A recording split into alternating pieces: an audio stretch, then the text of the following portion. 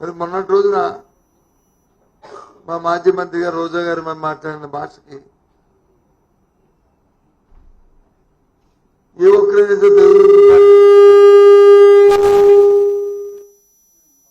కూటమి ప్రభుత్వం నుంచి కానీ ఏ ఒక్కరైనా సరే ఇది తప్పు అని అనవలసిన బాధ్యత అధికారంలో మీకు లేదా? ఏమైంది మీ జ్ఞానం? ఏమైంది మీ ఆలోచన?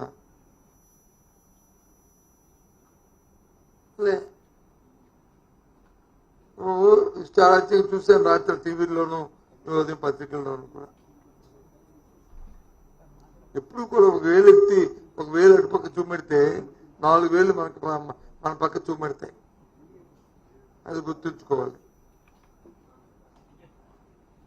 ఇంతకు మన విశాఖపట్నంలో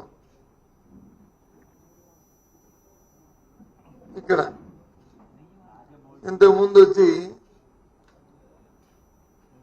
ఎప్పుడు కూడా మన కని విని ఎప్పుడు చూడలే ఇక్కడ డ్రగ్స్.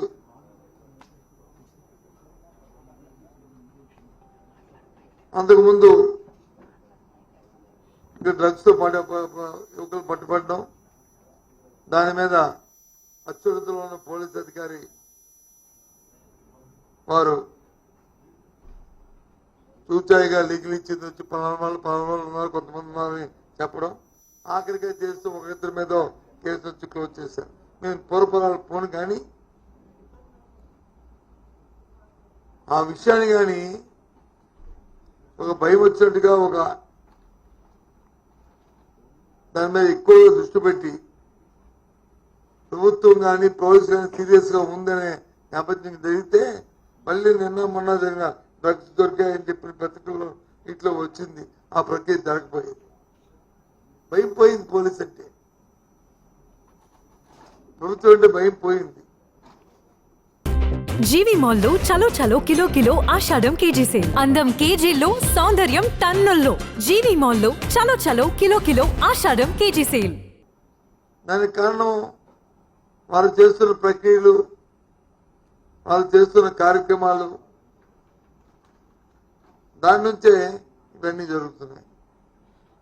పట్టపగలొచ్చి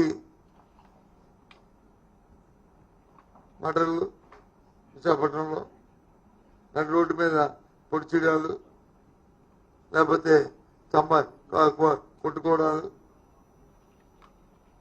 ఏ రకంగా ఈ సంవత్సరాల్లో జరిగిన క్రైమ్ రేట్ ని విశాఖపట్నం సిటీలో తీసుకుంటే ఇంతకుముందు 5 సంవత్సరాల్లో జరిగిన క్రైమ్ రేట్ తీసుకుంటే వాస్తవాలు ఏంటి తెలుస్తాయి. ఎందుకు ఇవన్నీ జరుగుతున్నాయంటే ప్రభుత్వం జోక్యం అయితే అధికంగా ఉండడం వల్ల పోలీసు వ్యవస్థను వాళ్ళ పని వాళ్ళు చేసుకొని ఇస్తే ఈ గొడవ లేదు. వ్యవస్థను చేతిలో తీసుకుంటే ఎప్పుడైతే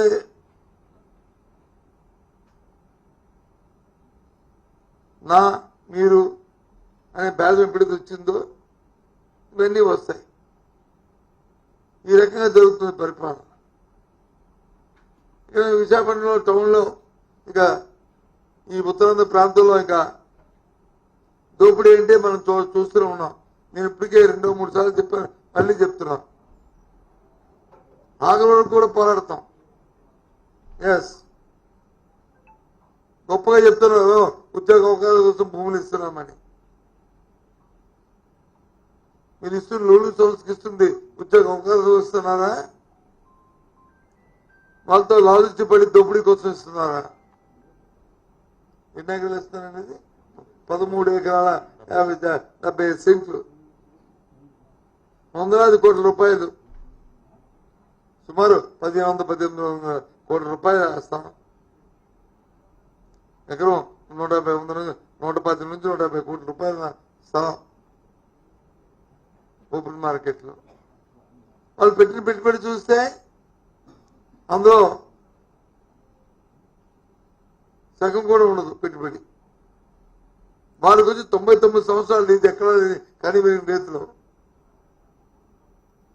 ఇద్దామనుకుంటే పబ్లిక్ ఆక్షన్ వేసి ఏ సంస్థ వస్తే రమ్మని వాళ్ళకి ఇవ్వండి. ఎవరుతున్నారు?